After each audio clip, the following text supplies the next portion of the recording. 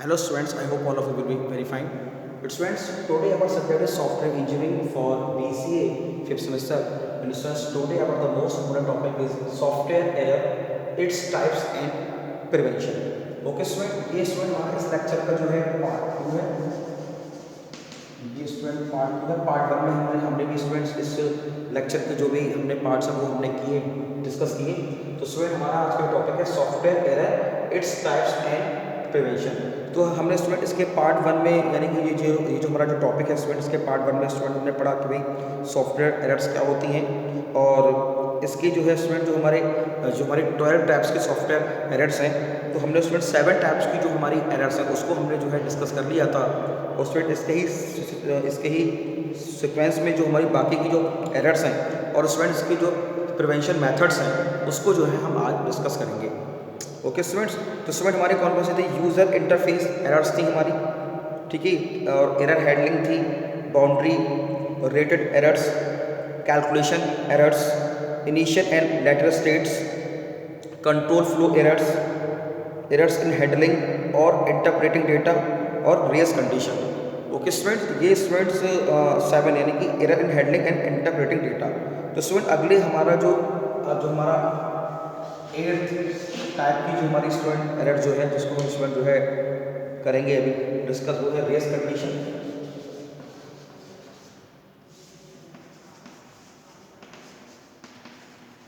Race condition 9th type की जो student हमारी एरर है लोड कंडीशन।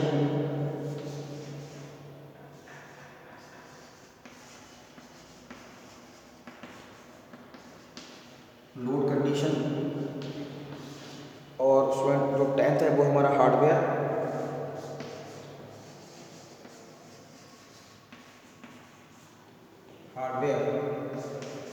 स्टूडेंट 11th जो है वो है हमारा source version and ID control. Source version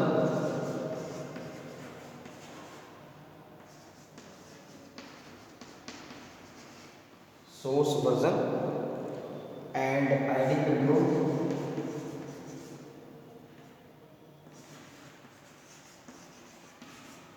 and the 12th one is 12वां स्टूडेंट है हमारा टेस्टिंग एप्स।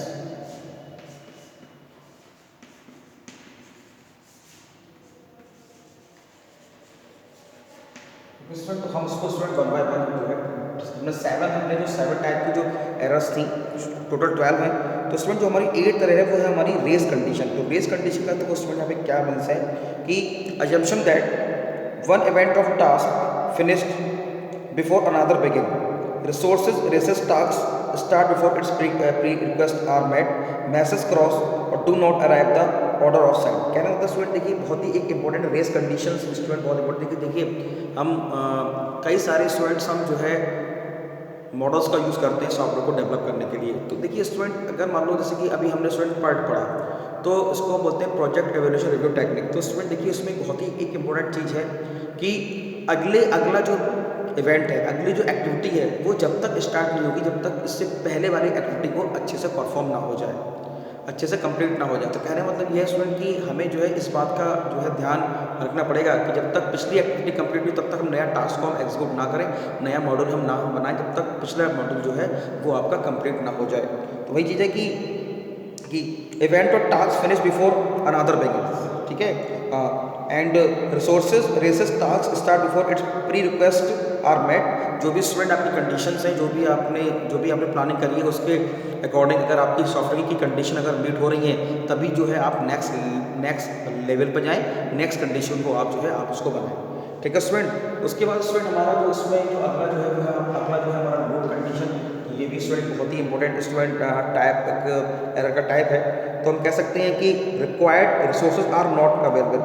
मोस्ट इंपॉर्टेंट अगर स्टूडेंट मान लो आपकी जो है रिसोर्सेज अगर मान लो अवेलेबल नहीं है जिसपे जो भी आपका सॉफ्टवेयर आप रन करने जा रहे हैं तो वो अगर एप्रोप्रिएट अगर नहीं है तो क्या मतलब कि no available large memory area, low priority task not put off, does not areas of old files from the mass storage, does not return unused memory.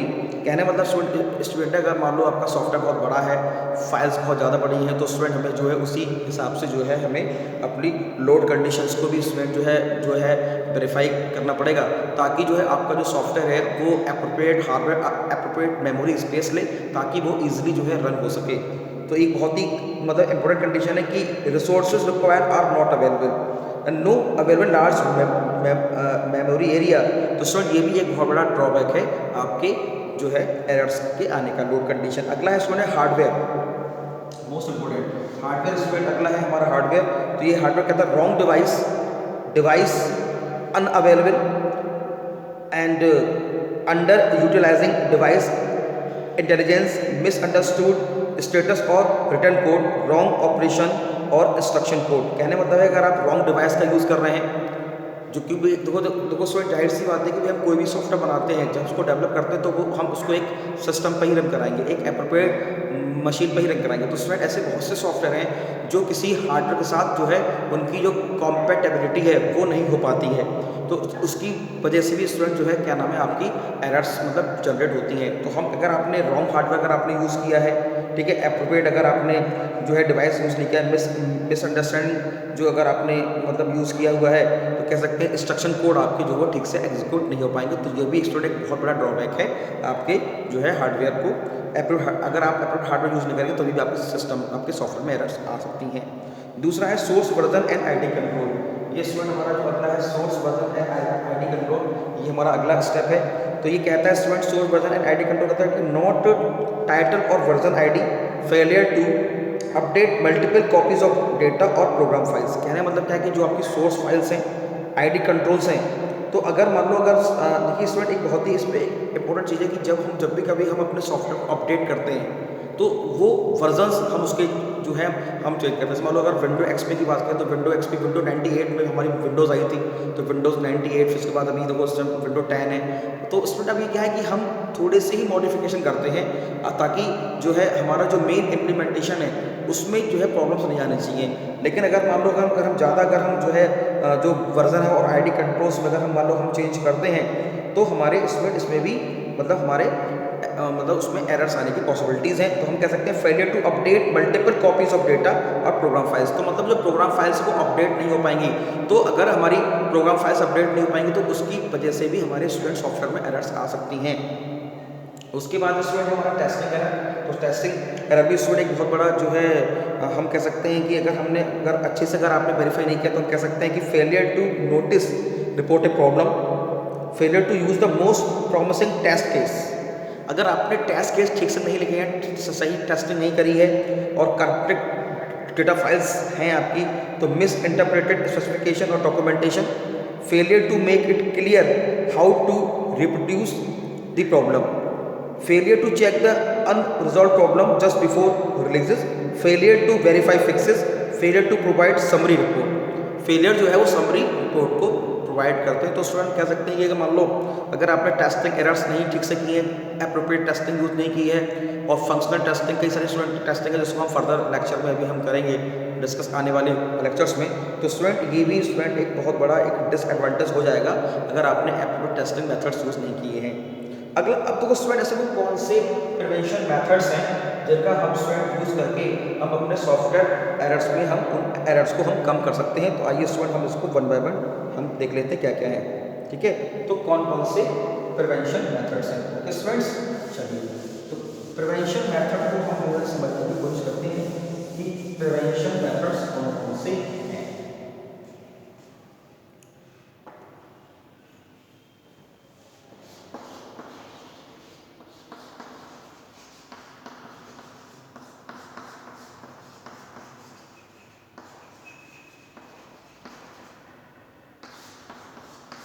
Prevention methods. Good students. The software industry has put much effort to finding methods of preventing programmers from inadvertently introducing bugs while writing software. These include मतलब अगर student आज के जो software industry है तो जब भी कभी डेवलपर स्टूडेंट जब कोड को लिखें, जब प्रोग्राम को लिखें तो वो इन चीज़ों का जो है मतलब ध्यान रखें। तो कौन कौन से मेथड्स हैं उसको हम स्टूडेंट जान लेते हैं। पहला है प्रोग्रामिंग स्टाइल,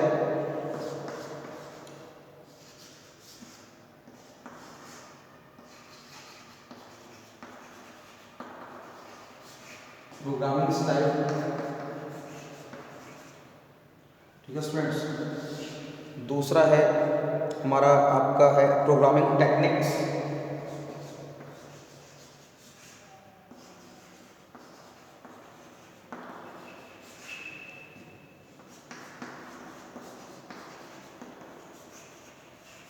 प्रोग्रामिंग टेक्निक्स। तीसरा है आपका development methods.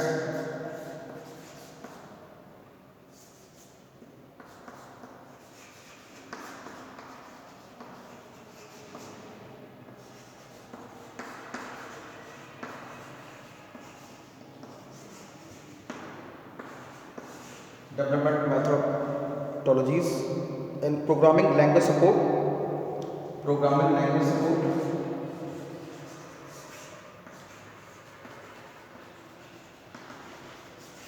programming language support,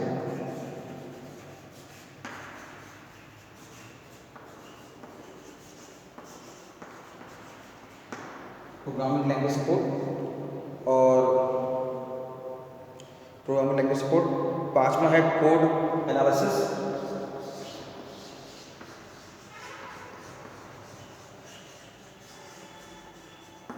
पांचवा है कोड एनालिसिस और छठा है आपका इंस्ट्रूमेंटेशन। छठा है आपका इंस्ट्रूमेंटेशन।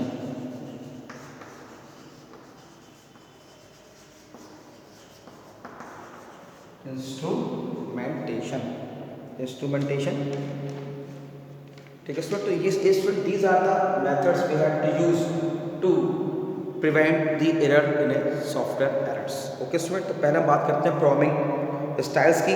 तो while types in program code are often caught by compiler, a bug usually appear when the programmer make a logical error. अगर प्रोग्रामर स्टूडेंट कोई लॉजिकल एरर बनाता है तो कंपाइलर स्टूडेंट क्या होता है, हमको मैं आपको ऑलरेडी पहले भी बता चुका हूँ, compilers are the system software, these are the translator. ये स्टूडेंट ट्रांसलेटर होते हैं जो कि क्या करते हैं कि जो हमारी हाई लेवल लैंग्वेज है उसको मशीन लेवल लैंग्वेज में कन्वर्ट करते हैं ताकि कंप्यूटर उसको अंडरस्टैंड कर सके, उसको रन कर सके, आपको आउटपुट दे सके। ओके स्टूडेंट्स, तो ये मतलब तो अगर मान लो अगर आपने राइट प्रोग्रामिंग स्टाइल का यूज़ नहीं किया है तो आपको तो बिना कंपाइलर आपको लॉजिकल एरर देगा। But various implementation is programming style defensive programming are design to make these bugs less likely to easier to spot. तो कहने का मतलब यह है कि इस मान लो कि अगर आपने सही स्ट्रक्चर नहीं लिखा है तो वो इजीली स्पॉट आपका हो जाएगा। In some programming language so called types specially of symbols और लॉजिकल मैथमेटिकल ऑपरेटर्स, अगर आपने सही ऑपरेटर्स अगर नहीं डिफाइन किए हैं, लॉजिक नहीं डिफाइन किए हैं, actually represent logic errors since the miss type construct और एक्सेप्ट बाय द कंपाइलर। अगर आपने कंस्ट्रक्टर को मिस स्पेल्ड अगर आपने यूज़ किया है तो वो आपको एरर देगा with a meaning other than which the programmer intended. तो मतलब प्रोग्रामिंग स्टाइल में स्टूडेंट एरर्स यही है कि अगर आपने सही कंस्ट्रक्टर डिफाइन नहीं किया है, मिस स्पेलिंग अगर आपने स्पेलिंग अगर कोई आपने गलत कर दी है तो वो स्टूडेंट जो है आपका प्रोग्रामिंग, तो इससे हमें जो है बचना चाहिए। दूसरा है प्रोग्रामिंग टेक्निक। तो bugs often create inconsistencies the internal data of running program. Programs can be written to check the consistency of their own internal data while running. If the inconsistency is encountered, the program can immediately halt so that the bug can be located and fixed. तो कहना मतलब ये है कि हम ऐसी programming technique का use करें जो कि सिंपल हो, inform the user attempt to correct inconsistency and continue running. तो इनकंसिस्टेंसी हमारे प्रोग्राम में नहीं होना चाहिए, प्रोग्राम जो है हमारा कंटिन्यू रन करे। तो स्टूडेंट इसके लिए जो है हमें जो है प्रोग्रामिंग टेक्निक का हमें इस्तेमाल करना पड़ेगा। फिर है डेवलपमेंट मेथड्स। तो स्टूडेंट कई सारे हम डेवलपमेंट मेथड्स का यूज़ करें, जैसे कि there are several scheme for managing programmer activities, so fewer bugs are produced. Many of these fall under the discipline of software engineering. For example, formal program specification are used to state exact behavior of program. हम मतलब formal program specification का use करते हैं so that the design bugs can be eliminated. Unfortunately, formal specification are impractical or impossible. तो हम कह सकते हैं कि इसमें जो फॉर्मल जो टेक्निक है वो स्टूडेंट काफ़ी इम्पॉसिबल है। हम उसको अपने प्रोग्राम में अगर यूज़ करेंगे तो स्टूडेंट एरर आएंगी। तो हम स्टूडेंट जो है हम हमेशा इस बात का ध्यान रखें कि हम एक बेस्ट डेवलप जो टेक्निक है, बेस्ट मॉडल्स हैं, जैसे हमारा स्टूडेंट एजाइल मेथड है आज की डेट में बहुत ज़्यादा वही जो है यूज़ हो रहा है सॉफ्टवेयर को डेवलप करने में। तो appropriate methods we have to use for the software development.